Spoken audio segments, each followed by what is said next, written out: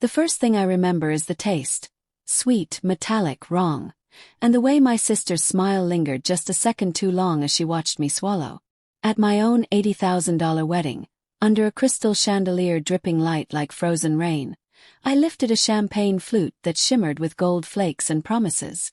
300 guests rose to their feet. The string quartet paused mid-note. Cameras flashed. And somewhere between the clink of glass and the burn sliding down my throat, something inside me whispered, "This moment doesn't belong to you anymore." My sister, Lila, stood 3 feet away in her pale blue bridesmaid dress. Her hands folded delicately in front of her as if she were praying. She tilted her head, eyes bright, lips curved in that familiar way that always made people think she was harmless. Loving. The good sister. I smiled back because that's what brides do. Because no one ever believes the woman in white when she says her own blood would poison her joy. The ballroom of the Grand Ellery Hotel smelled like gardenias and polished marble. The aisle runner had cost more than my first car.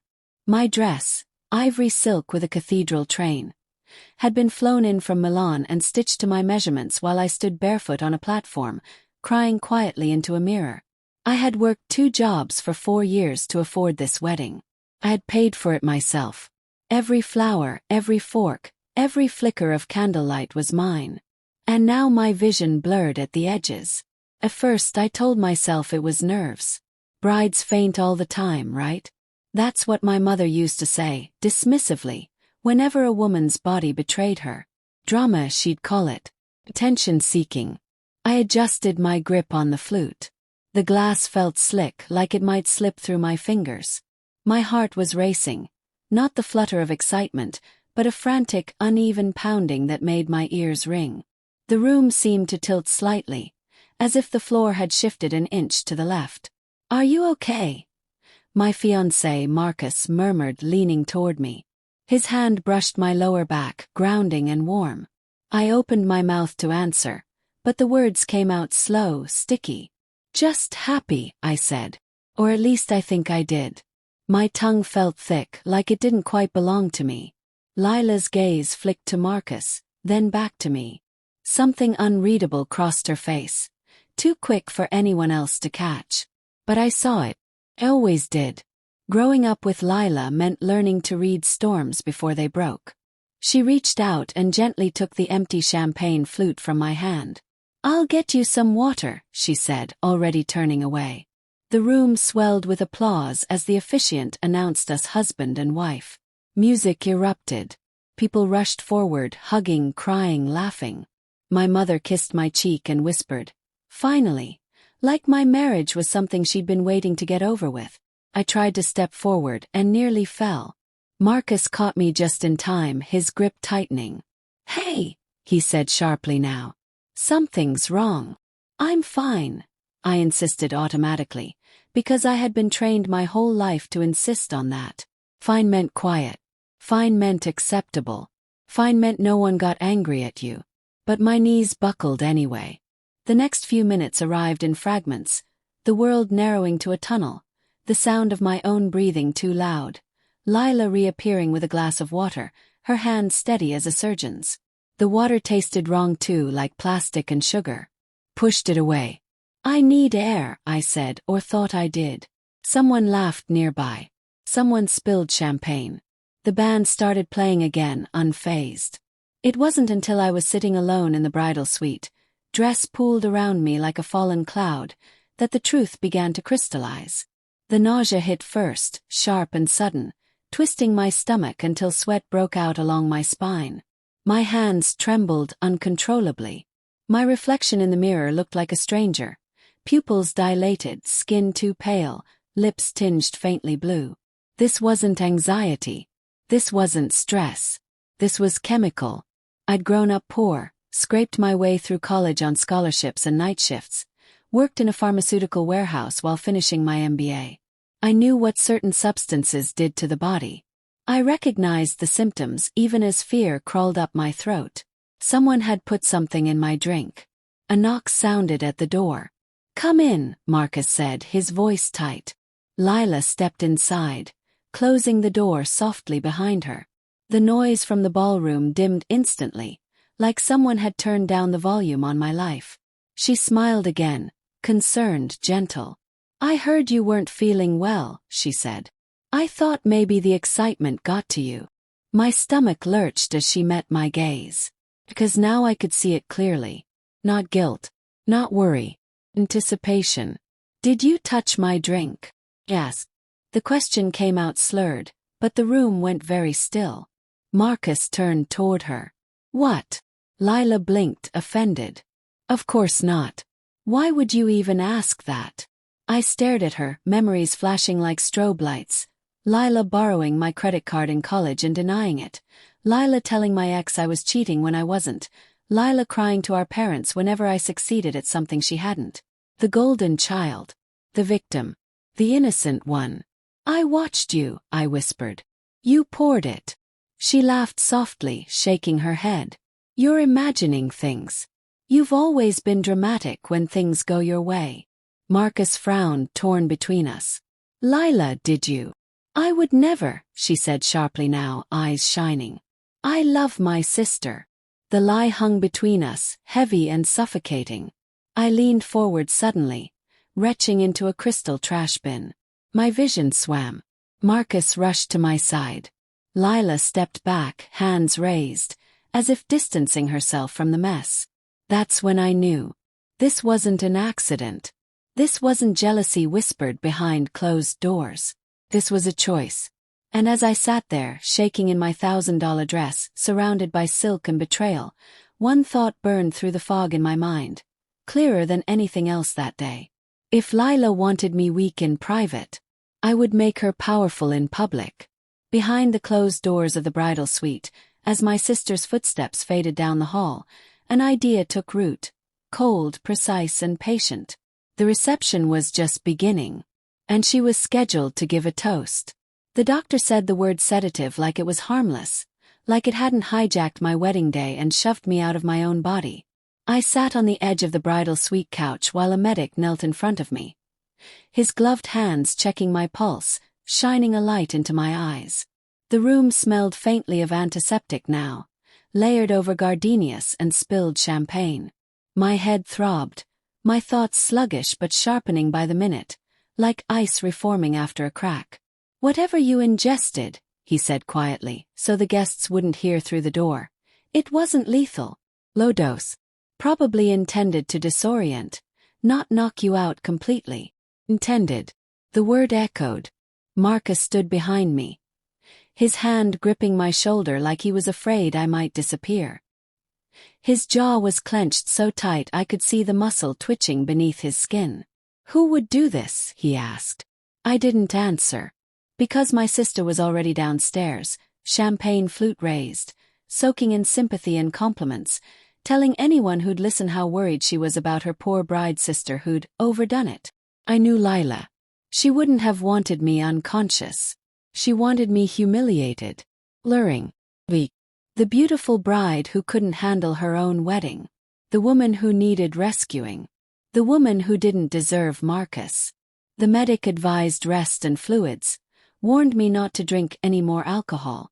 He offered to call an ambulance. I shook my head. "No hospital," I said. My voice was steadier now.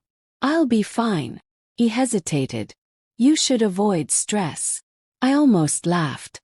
When he left, Marcus knelt in front of me, his eyes searching my face. "Talk to me," he said softly.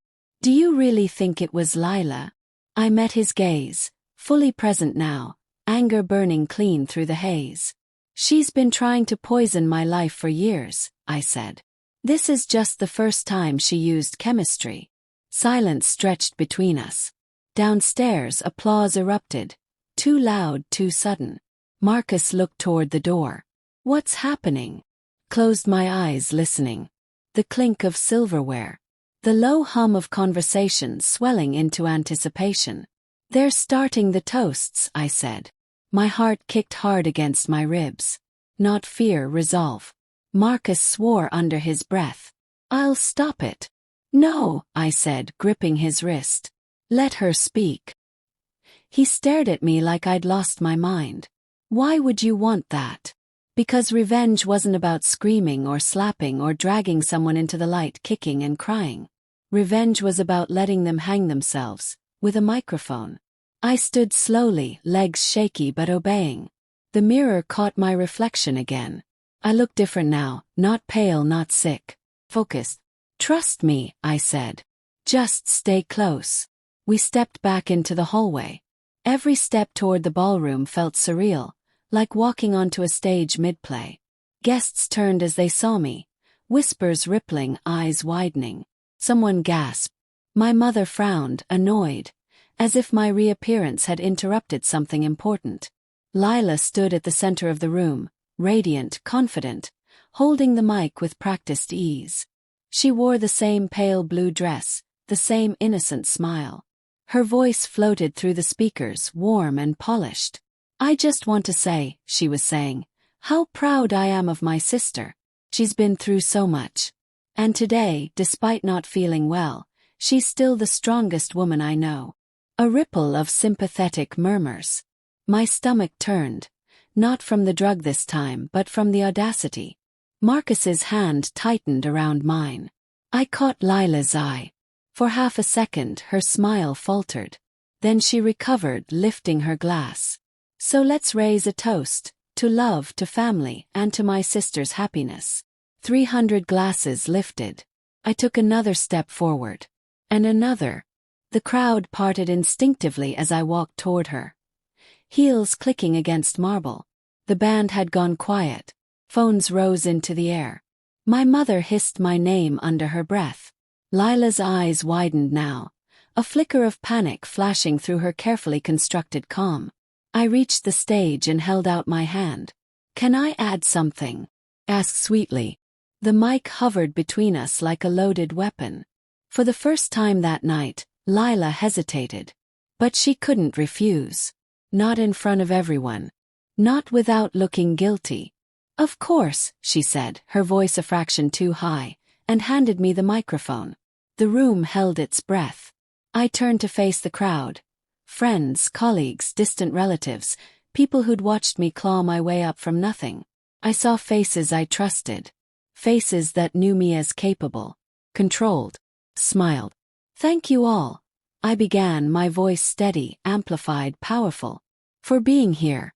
For celebrating with us.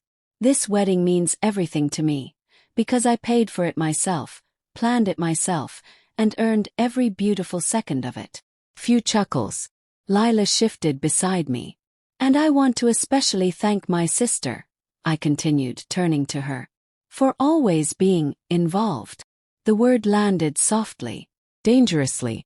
Lila laughed nervously. "Always," she said. I raised my glass but didn't drink.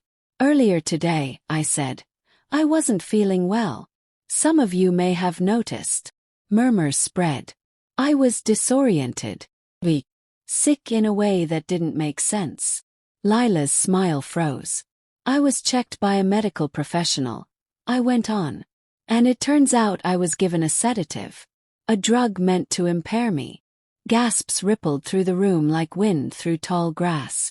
Lila shook her head, laughing too loudly. "This isn't funny." "I'm not joking," I said calmly. "And before anyone panics, yes, I'm okay. But what matters is this." I turned fully toward her now.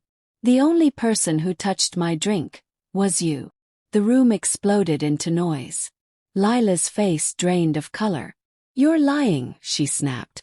"You're sick. You don't know what you're saying." I tilted my head.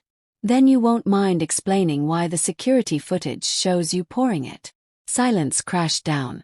Her mouth opened, closed, because she'd forgotten one thing. I'd hired the security company myself.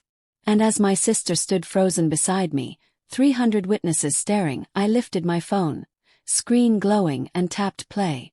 Grainy security footage filled the massive screen behind us, towering over the ballroom like a silent judge.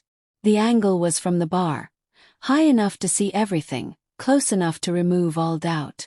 There was Lila, unmistakable in her pale blue dress, leaning over the counter with practiced ease. Her movements were quick, efficient. She glanced over her shoulder once. Then her hand disappeared into her clutch. 300 people leaned forward. On screen, she tipped something into my champagne flute. Stirred. Smiled at the bartender as if nothing in the world could touch her. Then she slid the glass forward toward me. A collective inhale swept the room. "No," Lila whispered beside me. "No, no, no." The video looped. Once. By the third replay, the silence was so complete I could hear the hum of the lights overhead. My mother was the first to speak. "This is out of context," she said sharply, her voice cutting through the stunned quiet. "Lila would never." "She did," Marcus said, stepping forward, his voice calm but lethal. "And she almost ruined our wedding. She could have killed my wife." "My wife?" The words grounded me, solid as stone beneath my feet. Lila lunged for the microphone. "It was a joke," she cried. "It was just to loosen her up. She's always so stiff, so controlling." The crowd recoiled. "A joke?" someone repeated, incredulous. "She's lying," Lila said wildly, eyes darting around the room, searching for an ally. "She's always hated me. She's always been jealous." I raised my hand. The room quieted instantly. "I never hated you," I said softly. "I admired you. I defended you. I cleaned up your messes and took the blame when things went wrong. I made excuses for you when you hurt me." Lila's breath hitched. "But tonight," I continued, "you crossed a line you can't charm your way back over." I turned to the crowd again. This wedding was supposed to be the happiest day of my life. Instead, it became a test. Of truth. Of boundaries. Of who I'm willing to protect at the cost of myself. Security moved in then. 2 men in black suits approaching the stage. Lila backed away, shaking her head violently. "You can't do this," she whispered to me. "I'm your sister." I leaned in close so only she could hear. "That's why I didn't call the police," I said. "Yet." Her eyes widened in horror. The guards took her by the arms. She screamed, really screamed now, thrashing as they guided her off the stage. My mother sobbed, my father stared at the floor, and guests whispered into phones already uploading what would soon become an unerasable digital scar.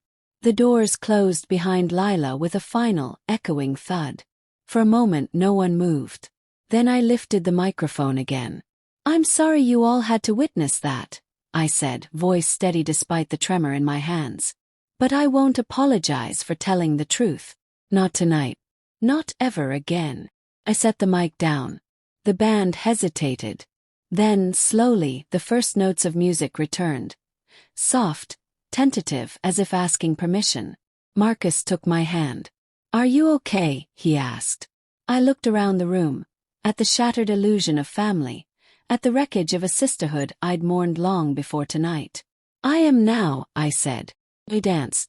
Not the choreographed first dance we'd practiced for weeks, but something raw and imperfect.